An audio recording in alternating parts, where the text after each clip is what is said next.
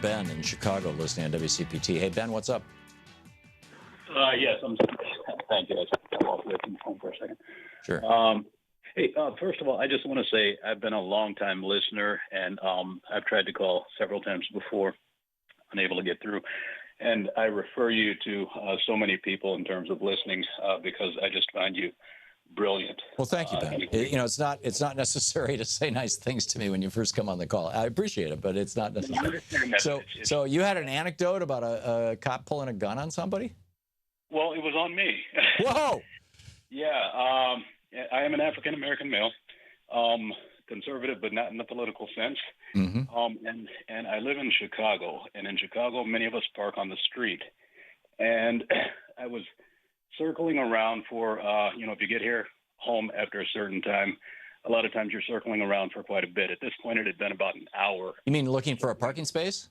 Looking for a parking space, yeah. I live fairly close to the city. Yeah, okay.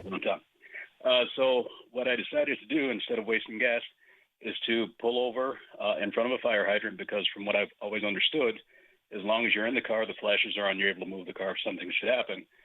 This is okay. Well, a police officer pulls right up on the side of me and just as rudely as you please says, "Move your car." And I said, well, I live right there. I'm just waiting for a parking place. Been circling for about an hour, just waiting for something to open up. I said, "Move your car now." And this is how he's talking to me. I had a friend of mine in the car who happened to be Hispanic. And I said, okay, but you don't have to talk to me that way. And I'm being polite to the guy, but just, telling him he didn't have to talk to me that way. So he takes off. I'm behind him. And we get to, he pulls into an alley. There's an alley just before a four-way stop. He pulls into this alley, and I get to the stop sign. He pulls out of the alley, comes directly behind me. So I looked at my friend and I said, this guy's harassing me now.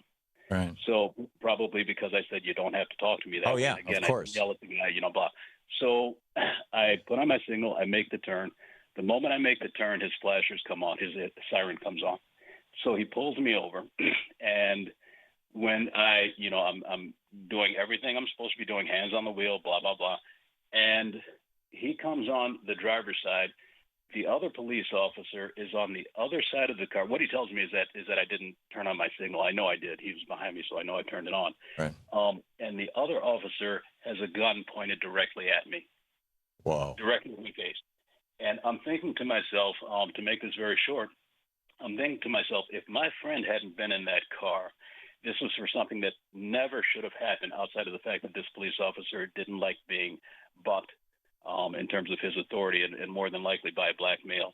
I happen to be conservative. I make a decent salary. Not that that matters, but what does matter is that could have been my last day on earth based on this police officer's, whatever it was within him in reference to, I assume, the color of my skin. Yeah. And you understand what I'm saying?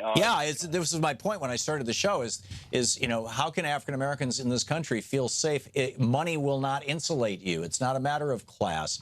I mean, certainly there's an overlay of class that exacerbates the situation in some cases, but it's like you said. I mean, you're middle income, middle class guy, but or whatever, yeah, I'm blithering here. I'm sorry. Back to you, Ben. You blither too, so it's okay. I get a little nervous when I speak. Yeah. I just have to say this, that Oprah had a show on at one point, and she was talking about what racism does to the psyche, whether it's walking into a store and being watched or feeling like you're being watched or whatever the case may be.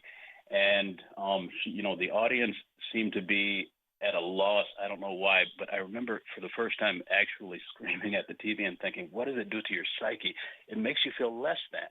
Yeah. You constantly feel as if you're being watched, as if you're doing something wrong. You begin to believe that everybody is watching you, and you should not have to go through life feeling that you're being watched or going to be harassed or going to be killed, simply because you're doing something that everybody else, for the most part, has the privilege of doing. And the one thing that I really appreciate about you is that you've called to light the white privilege. I don't have a racist bone in my body. My best friend's a psychologist, and he is what I would consider brilliant as well. And to understand what it does to the psyche in terms of your everyday normal life. It's absolutely horrible. Yeah. And what bothers me about the Donald Trump thing, this is the last thing I'll say, what bothers me about the Donald Trump thing and his followers is that these people have come out of hiding because they were only being politically correct when it was politically correct to be politically correct. And he's given them a platform to come out of hiding, and this world is going to go to hell in a handbasket if we don't wake up. I've got a friend who's thinking about voting independent, and I keep trying to explain to her splitting the vote would basically hand it over to Donald Trump. Yeah, that's true. So, it's a horrible thing, Ben. And what you're describing is, I mean, this is kind of parenting 101 and education 101, that kids will live up to the expectations of the parent, of their elders, of the adults and authority figures around them. And so if they're told that they're bad because of the color of their skin, if they're told that they're stupid because of the color of their skin, if they people live up to that at some level. Other people, burst through it. But it's like, we've got to fix this in this culture. This is, Ben, thank you for the call.